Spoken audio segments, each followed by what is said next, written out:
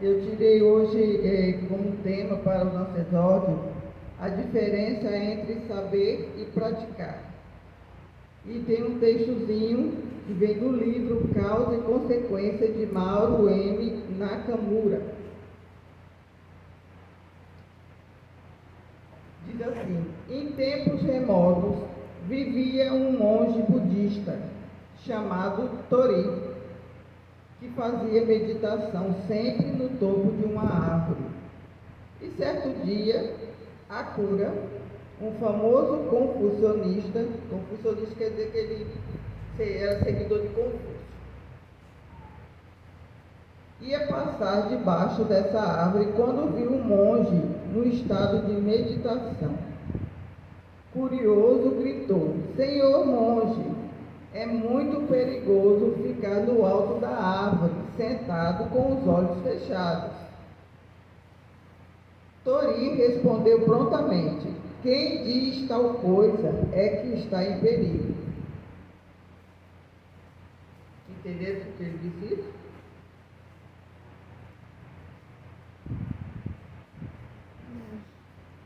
Se ele caísse lá de cima dele. Akura, um confucionista, gostaria de saber o seu nome. A resposta lá do alto foi imediata: sou um humilde monge budista, o meu nome é Tori. Ao saber que era o famoso mestre budista, Akura aproveitou a oportunidade para lhe trazer algumas perguntas sobre o budismo, já que fazia algum tempo que tinha interesse no assunto. Faz um gesto de cortesia e diz: foi bom tê-lo encontrado. Afinal, o que é que o budismo ensina? Gostaria que me dissesse em poucas palavras, resumidamente. Tori respondeu sem vacilar: deixe de praticar o mal e pratique o bem. É o que ensina a filosofia budista. Desapontado e insatisfeito com a resposta, Akura sorriu ironicamente e comentou com desdém: se é apenas isso, até uma criança de 3 anos o deve saber.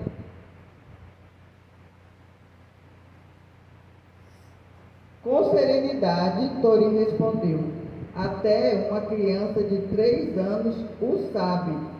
No entanto, é difícil para um adulto colocá-lo em prática.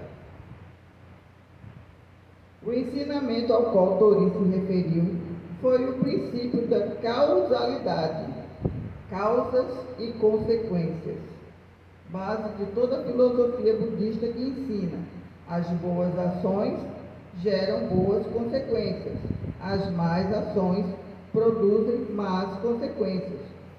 Todas as ações que praticamos retornarão como nossas próprias consequências. Pode parecer fácil, mas só saberemos e teremos plena certeza se realmente é ou não é, se a praticarmos no dia a dia. Saber é importante, mas não basta. É preciso agir. Quem realmente compreendeu, pratica aquilo que entendeu no seu cotidiano, todos os dias. Vamos agir e praticar.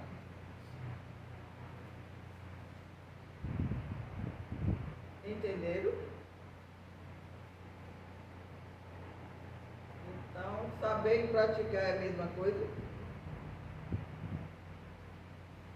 Praticamente todos nós sabemos, mas não praticamos. Né? Eu vou falar aqui só para encerrar uma partezinha aqui do livro Caminho, Verdade e Vida, que diz assim: saber e fazer. Se sabeis estas coisas, bem-aventurados sois se a fizerdes. Quem disse isso? Jesus, João 13, 17. Entre saber e fazer existe singular diferença. Quase todos sabem, poucos fazem. Todas as seitas religiosas, de modo geral, Somente ensina o que constitui o bem. Todas possuem servidtuários, crentes e propagandistas, ou seja, trabalhadores. Mas os apóstolos de cada uma escasseiam cada vez mais. Há sempre vozes habilitadas a indicar os caminhos. É a palavra dos que sabem. Raras criaturas penetram valorosamente a vereda, muitas vezes em silêncio, abandonadas e incompreendidas. É o esforço supremo dos que fazem. Jesus compreendeu a indecisão dos filhos da terra e, transmitindo-lhes a palavra da verdade e da vida, fez a exemplificação máxima através de sacrifícios culminantes. Ou seja, como diz no livro dos Espíritos, Jesus é o nosso guia e modelo. Então ele veio à Terra não somente para nos ensinar, mas através de suas ações e suas práticas ele mostrou tudo que é possível, tudo que é como se chegar ao caminho da perfeição. Árduo que não existe nada nesse planeta que seja fácil, mas há a possibilidade de conseguir, se nós tivermos fé e se nós realmente colocarmos o pé na estrada, porque muitas vezes é isso, muitas vezes nós sabemos, mas não fazemos, nós estudamos e não colocamos em prática aquilo que nós aprendemos. E Jesus, ele trabalha e o Pai trabalha até hoje. Então, ele precisa de pessoas que se responsabilizem, pessoas que entendam que cada um de nós tem suas missões a cumprir, mas que faça. É o que ele pede. Faça, cumpra suas missões, cumpra suas responsabilidades, cumpram tudo aquilo que vieram fazer aqui na Terra. Então agora vamos para a nossa palestra com o nosso querido irmão Sérgio. Graças a Deus. Boa noite, meus irmãos. Nós estamos no capítulo 16. Não se pode servir a Deus e a Mamon. Nós vamos falar do item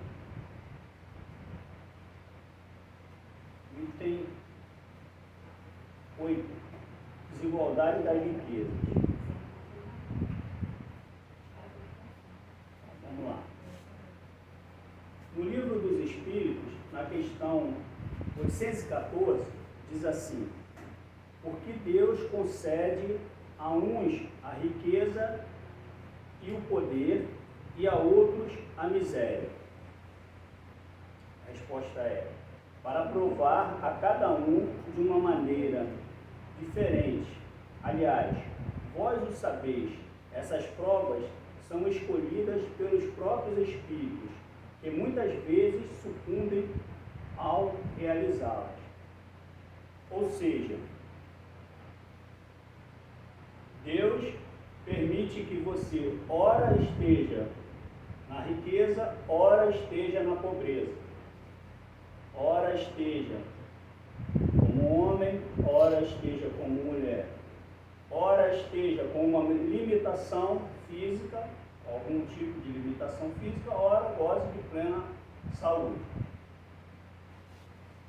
E aí, quando você, obviamente, de acordo com a sua evolução, quando você no plano espiritual, quando está se fazendo o seu planejamento espiritual, que você escolhe determinadas provas, obviamente, você procura escolher uma prova que mais rápido, não em todos os casos, mas vamos dizer assim, em alguns casos, ou na maioria dos casos, você escolhe algum tipo de prova que te leve mais rápido a uma, vamos dizer assim, a degraus que você suba na sua escala evolutiva. Por quê? Porque você passando pelaquela dificuldade, mais rápido você chega, vamos dizer assim, a sua felicidade. Porém, esta felicidade, que muitas das vezes a gente busca aqui, ela é uma felicidade fugaz, esse plano. Ela não é uma felicidade plena. A felicidade plena e verdadeira, nós só vivemos no plano espiritual, na nossa verdadeira pátria.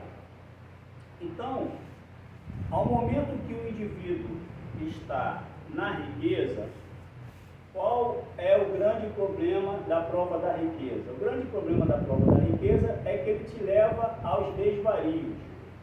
E o grande problema da prova da pobreza é que ele leva às reclamações. E muitas das vezes essas reclamações são direcionadas à providência divina.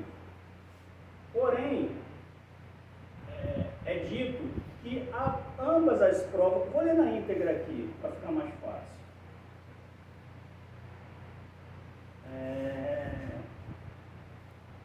Na questão 815, qual dessas duas provas é a mais perigosa para o homem?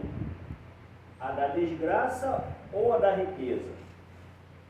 A resposta: tanto uma quanto a outra. A miséria provoca a lamentação contra a providência. A riqueza leva a todos os excessos. Porém, a riqueza ela se torna um pouco mais perigosa, porque os excessos, o que a gente pode entender por excessos? Em geral, a lamentação, ela contamina você e aquele ambiente que você vive, na sua casa, ali, vamos dizer assim, numa proporção menor. Com relação aos excessos da riqueza, ele alcança uma proporção maior. Por quê? Porque geralmente um indivíduo que tem a riqueza, ele consegue ter um alcance maior do que aquele que não tem, aquele que é pobre. Deu para entender isso? Mas isso, vamos colocar assim, entre aspas, porque hoje, com a internet, o alcance de tudo é maior. Mas uma pessoa rica, ela pode influenciar muito mais pessoas do que uma pessoa pobre, teoricamente. Tá? E, obviamente existem as exceções. E com relação à riqueza,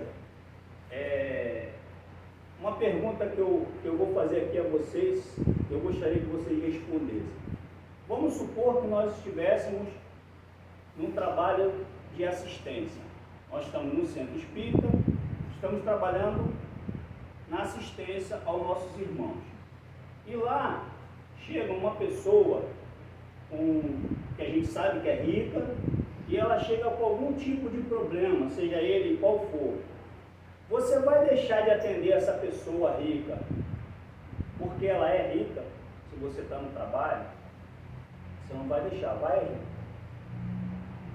Eu tenho preconceito, mas eu vou. Sim. Preconceito já está dizendo, né? Uma coisa preconceito é quando você pré-estabelece, né, algum tipo de pensamento sem você ter a fundo tudo aquilo que consiste naquela situação, certo? Então, nenhum tipo de preconceito é bom, não é assim? Mas vamos lá.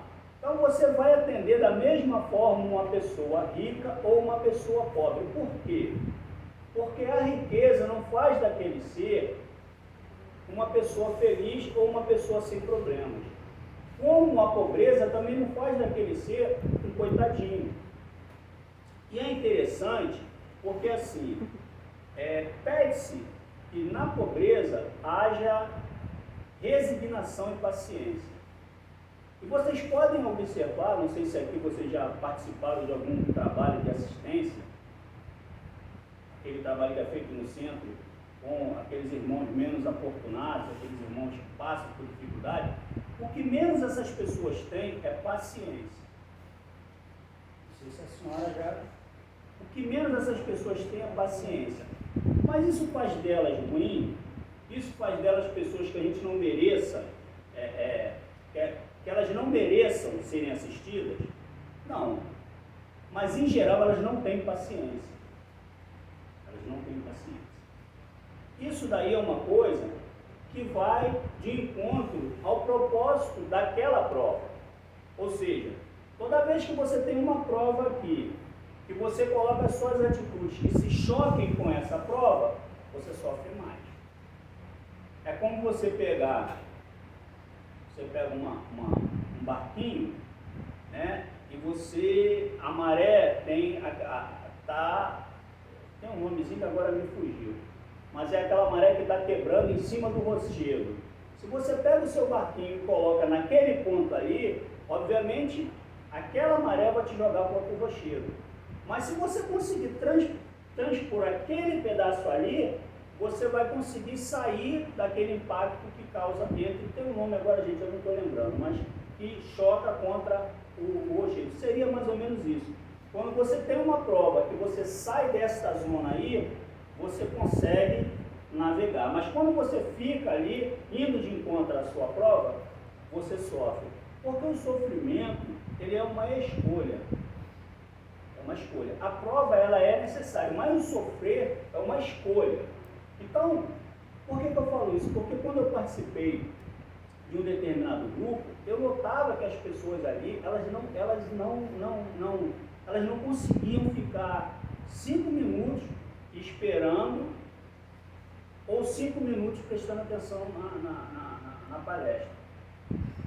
E a pessoa que fazia a palestra, que é uma pessoa que eu gosto muito, um dia, por acaso, eu estava do outro lado, no momento que ele passou.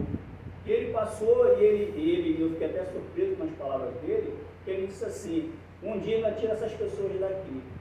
Só que ele não fez isso, porque óbvio, pelo contrário, ele até fortaleceu o trabalho e ele soube que ele estava doente e tal, mas enfim. Mas ele fez e faz um trabalho muito, muito bonito. Mas aí, qual é o ponto? O ponto é que muitas das vezes a nossa prova, a nossa atitude com relação à nossa prova, fecham portas para a gente.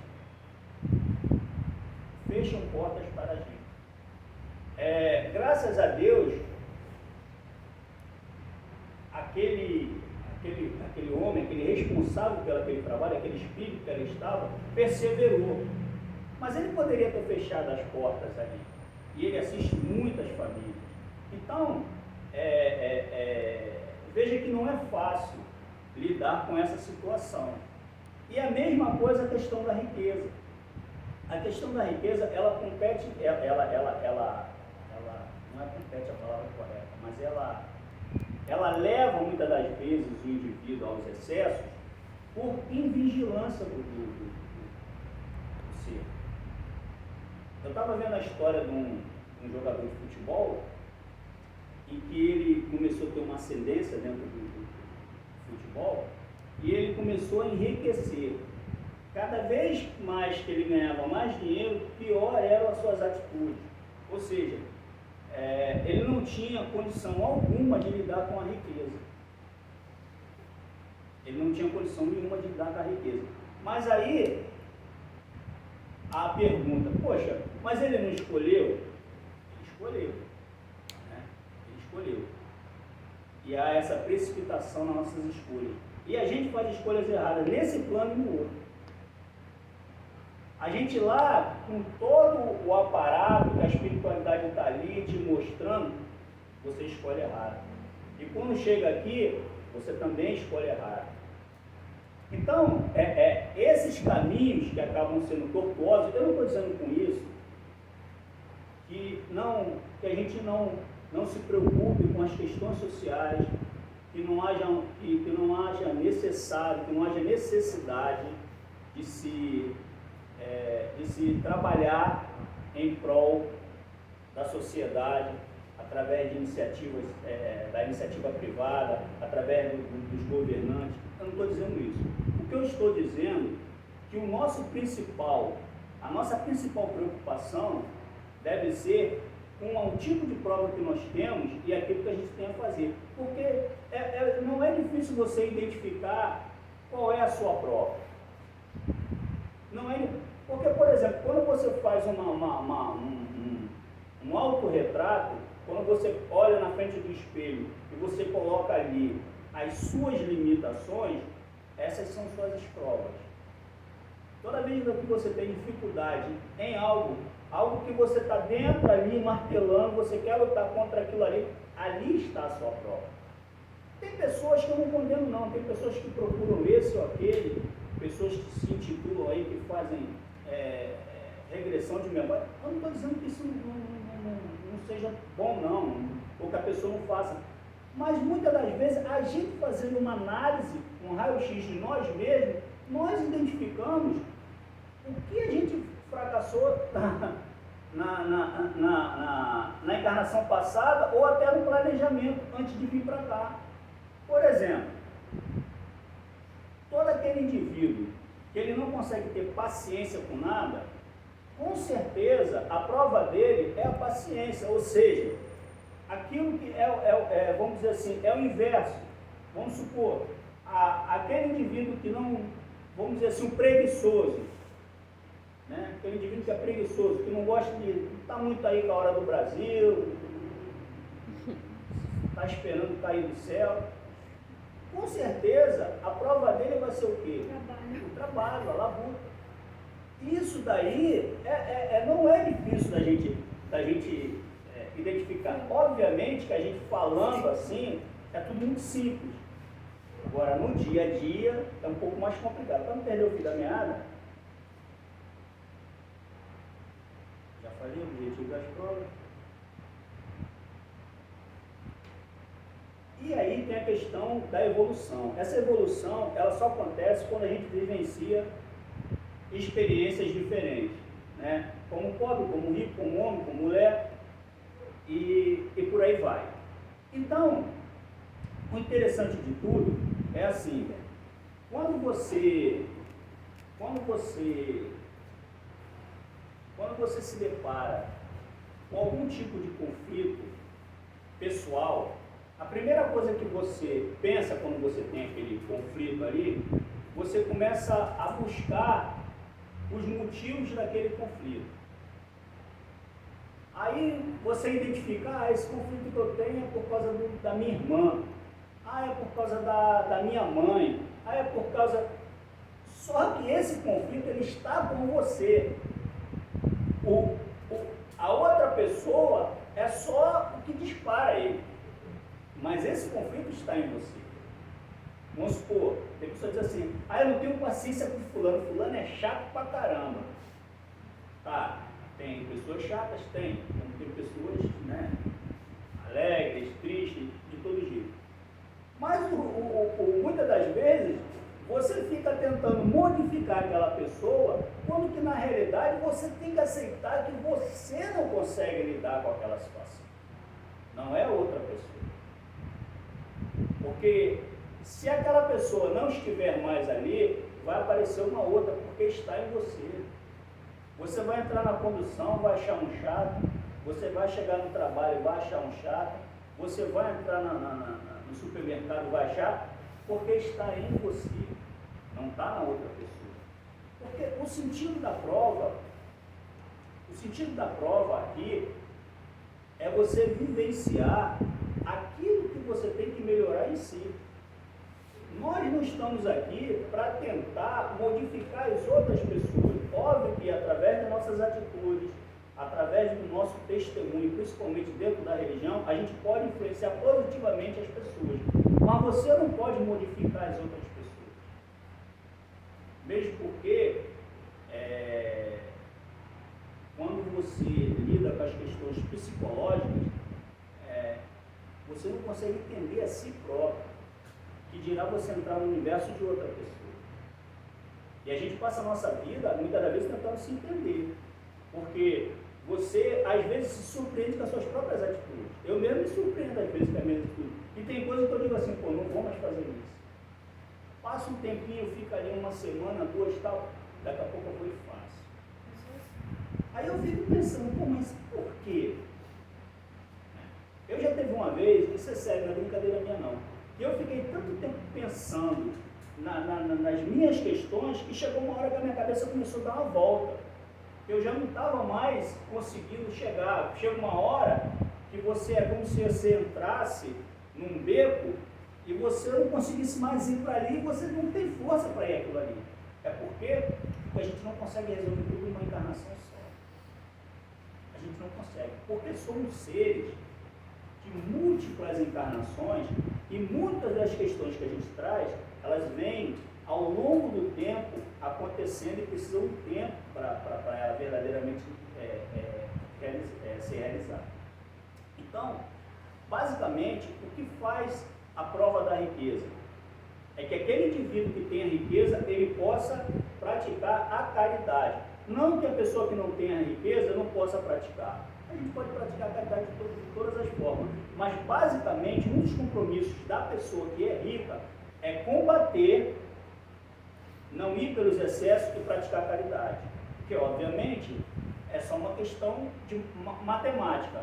Você acha o quê? Se com 1.000 você atende a 10, né? Aí você vai fazendo a proporção com 10.000, com 100.000. Então, obviamente, quem mais tem, mais pode assistir. Isso eu estou falando, eu não estou falando só da questão do dinheiro. Porque, por exemplo, o Divaldo, se fosse assim, se não fosse esse sentido, mesmo sendo todo o mérito que Divaldo é, mesmo trazendo todas as informações, mesmo fazendo tudo que Divaldo faz, ele não deixa de fazer o quê?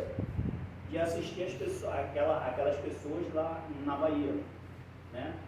Ele não deixa de ter aquela obra, não é assim? Ele não deixa de ter. Por quê? Porque aí a desigualdade, ela existe, mas ela tem que ser combatida.